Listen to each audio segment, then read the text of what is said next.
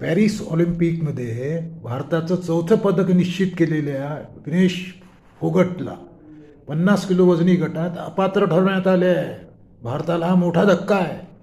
तिचे वजन 100 ग्रॅम जास्त असल्याने तिला स्पर्धेतून अपात्र ठरवले आहे.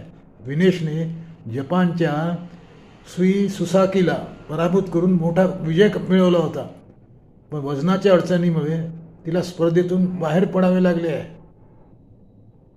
पॅरिस ऑलिम्पिकमधून ती अपात्र ठरली आहे. भारताला हा मोठा धक्का आहे.